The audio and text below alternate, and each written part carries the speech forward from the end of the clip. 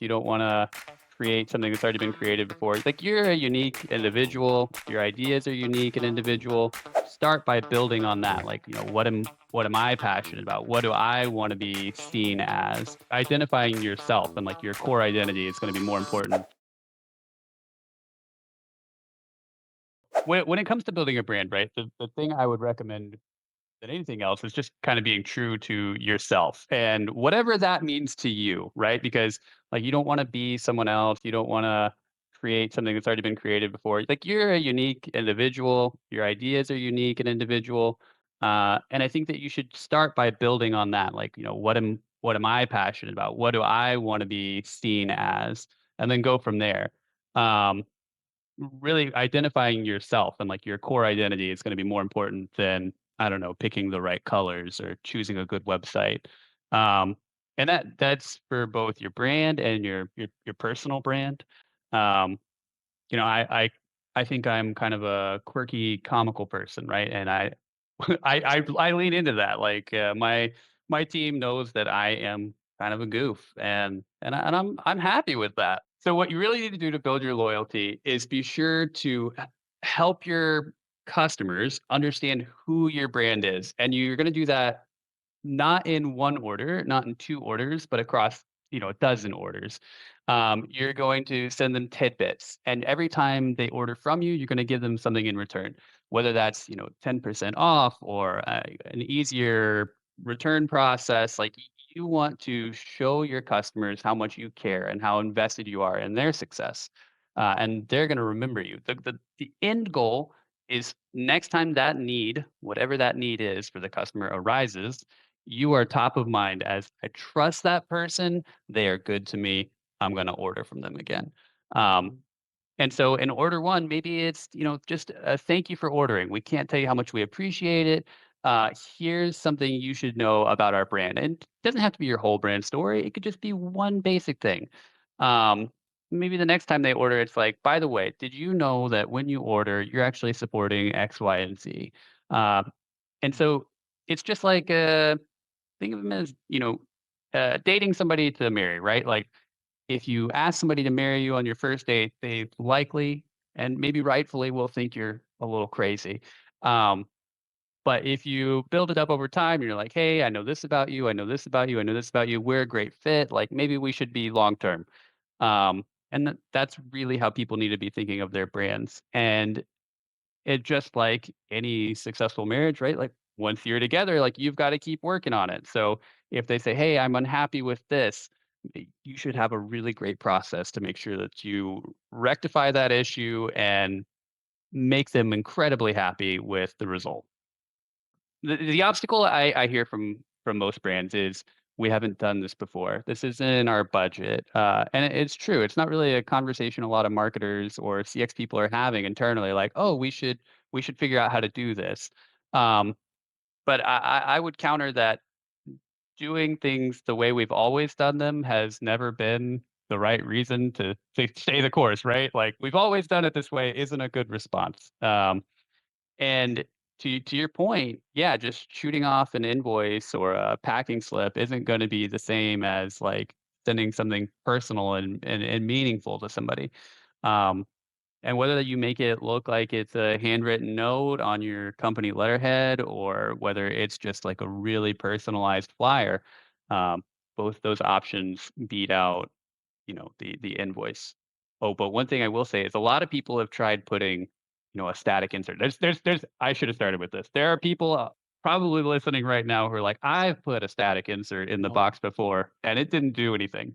Yeah, that's because you're marketing to everyone, and marketing to everyone, as we hopefully all know, is marketing to no one. So, yeah, the static piece isn't gonna work. It's not gonna cut it. So maybe don't do that. The other thing I would caution against anybody doing is, to your point, is like, don't be artificial in right, your approach right, to personalization. right, exactly. Right. Well, you talk about that authenticity too. I mean, just people will know it's not real. Right, Yeah, right. that's a really good point. The, Uh, the Go more ahead. effort you make into making it relevant, the better your personalizations are gonna be. I mean, Yep. but there's kind of a creep factor, right? Like, you don't wanna be like hey, we know what color shirt you're wearing today. Like that's too much personalization. Too much. You've known too much. You've given too much information away. It's about relationship building, right? And the more you know someone, the more you're like aware of their, their positives and their negatives, the more you're like, all right, I am going to be a little bit more lenient with this because I respect this person or I care about this person. Um, and I know maybe some people hearing this are like, well, you're a brand. They can't truly care about you. They can't truly respect you. And I would argue with that person night and day because you can establish a real, genuine relationship with a customer or with a series of customers and makes them feel like you care, you see them, you understand their needs, you're able to meet those needs. And as a brand or an organization, like that should ultimately be your goal is to make sure that your customer base feels like you understand them. Mhm. So Tyler, you mentioned a few times the pushbacks that you got. Like you've said, you're probably sitting there saying this to yourself. I love that because my guess is that's exactly what you face time and time again in trying to convince people that this makes sense. Is that true? It's very true, and I'll tell you the largest pushback you're gonna get is from people in the fulfillment center. Your average CX team or your average marketing team, they're on it. They're like, "We totally get this. We love this. We want it tomorrow." It's the fulfillment center that's usually like, "I think this is gonna slow us down." And I will just address, momentarily, like, we have the technology set up in such a way that it can sit in any fulfillment center, right? Like whether it's a packing station or an automated conveyor line, like we have a technology solution that works for that. We're doing this for some truly giant brands. We can handle your process and it won't slow it down. But my problem was solved within 15 seconds. And a new package what was on its way. But I never had to talk to anybody, but it felt like I was having a human experience. It felt like there was empathy in the discussion. And they solved the problem, then asked the question, how did we do? I do think people are using AI for great purpose. Like I had an experience with Amazon yesterday in terms of a package that was allegedly delivered to me. And I had to contact customer service. And it was clearly a chatbot that I was with. But my problem was solved within 15 seconds.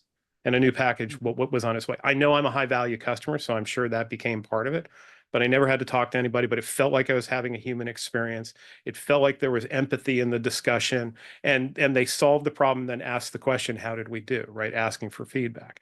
So I think people are trying to figure that out in terms of what it means from a a generative AI perspective in terms of helping the customer in their journey.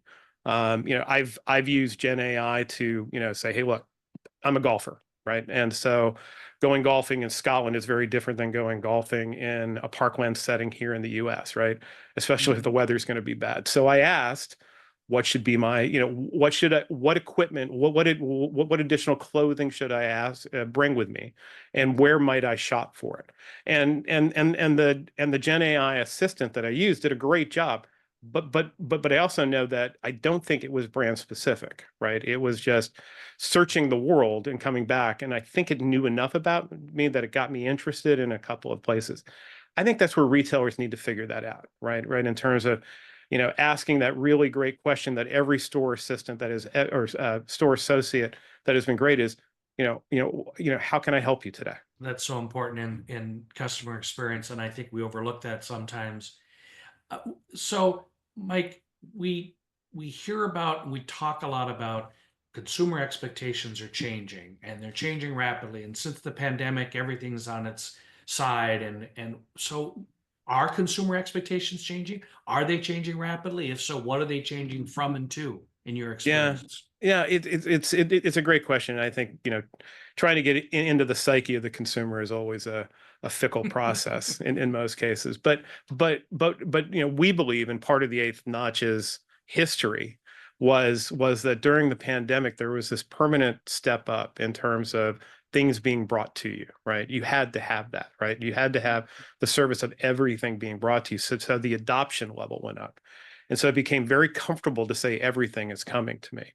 I think that there's a recognition that that's still happening and that convenience is there, or that semblance of convenience is there in terms of I don't have to go out, I have it brought to me, but it's not necessarily convenient in terms of it's delivered. And frankly, I think people are starting to recognize that there's that there's an impact that is outside of a sustainability or a it's a dangerous topic to jump into, but in terms of we think that there are better ways of being able to provide delivery capabilities that become much more sustainable, both operationally and from the carbon that is created associated with it.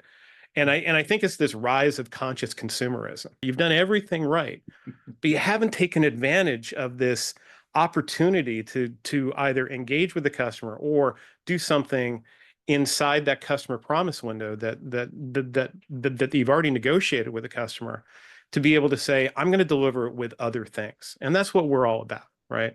Our job is finding connection points between packages that are already in flight from other retailers and the retailer that I'm buying from today coming to my door, and finding a way to connect them as they're going through the journey through the carrier network. So they end up in the final sort hub, in the back of the truck, and in the delivery driver's hands at the same time. So if he stops 3 times a week here, he's only stopping 2 times a week. It happens when you talk about a retailer that does split shipments, right? No retailer's inventory is perfect, right? That nobody has it sourced exactly where it needs to be 100% of the time. And because especially at holiday, right? People are buying things and they're coming from all over. I use this example of I had just left Macy's and I was like, let me buy one more set of white t-shirts before I leave. So I bought 5 white t-shirts. They came from 4 locations over 3 days. It's a basic item, right? And you talk about customer service. That first day that showed up, there were only 2 shirts in there. So my first question is, where are the other 3, right? So I could have called customer. I said I'd wait, right? The second day, 1 more shirt showed up, right? And then the third day, 2 more showed up, and all of them showed up. But in our world, all of them would have shown up from the various locations in the boxes that they were sent all on one day, because we would have found a way to coordinate and synchronize that delivery. And so there's customer experience improvement, there's a customer satisfaction improvement, and that's what we're really, really focused on. It's terribly uncoordinated. He goes, I want to build a business around that. He goes, I don't think that is operationally sustainable. There has to be financial savings available associated with that if we can minimize the number of times that a truck has to stop each time and on their route. And then he and I started to riff in year 1, and we goes, there has to be a carbon savings as well. And so we came up with this dual value creator, right, in terms of that each time that truck doesn't stop in front of your house, several dollars of savings. And we convinced the carrier that we work with, which unfortunately I can't mention, but it's one of the 2 major, and you could flip a coin and you'd be right half the time and wrong half the time, to share that with the retailer or the shipper to incent them to ship on the date that we tell them to. So our job is take all the carrier data of everything that's currently in flight, plus the time and transit tables from the origin, take all of the new orders that are coming from the retailer side, bring them together, analyze. We have our own proprietary AI to do some predictive analytics on it, and then find those moments that say the package coming to Bob that was going to ship today, if it ships tomorrow, will connect with another package that's already in motion going to Bob's house. Or Bob has multiple line items that are coming from different locations. How do we coordinate when they should start their journey so they all end up at the same time? Because sometimes the transit times are different between locations. And Jamie and I were talking about this, and we just kept riffing, and there was 1,000 different things that we can do with this, but we wanted to start with the address, the customer delivery address, as being the focus point. But when you start thinking about that, then it becomes, well, what about the 2 houses on either side that when the truck stops, they service? What about the neighborhood that they're in? What about the route, right? And when it's really done at scale, we're talking about, millions of dollars of operational savings, thousands of metric tons of carbon taken out, and trucks taken off the road. And so it becomes this self-fulfilling process that when you create, order out of chaos, back to Jamie's original point, which was, I want to fix this problem of all these trucks driving all over the place. I want to minimize the number of times that they're driving around, and I want to optimize the number of packages that they drop off. You can unlock just significant, significant savings. It's a breaking through the mindset that fast is the only value creator for a customer. But back to your point of sometimes I need it fast. Mm-hmm. I think what we've done is we've tried to manage that by saying most retailers give a range, right? 3 to 5, 5 to 7 days.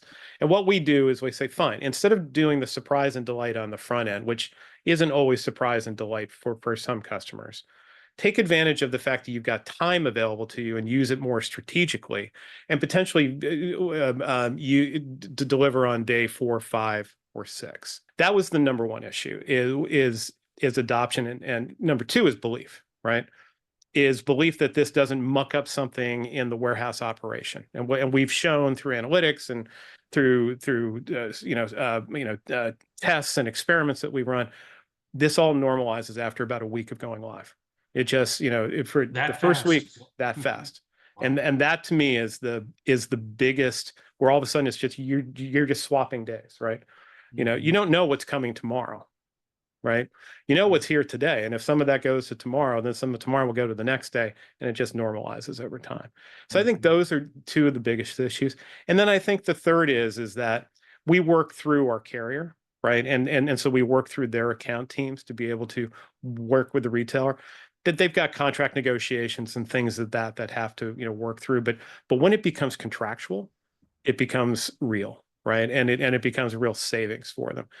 And the fourth and this is where I think that we're going to go in the next year or so, is it's going to be a swap. It's going to be a change in terms of, yeah, those financial savings are great. I want that carbon savings because I need to answer that question, right? I've got a Right. real need to answer that question. And that's something I can market, and that's something I can push.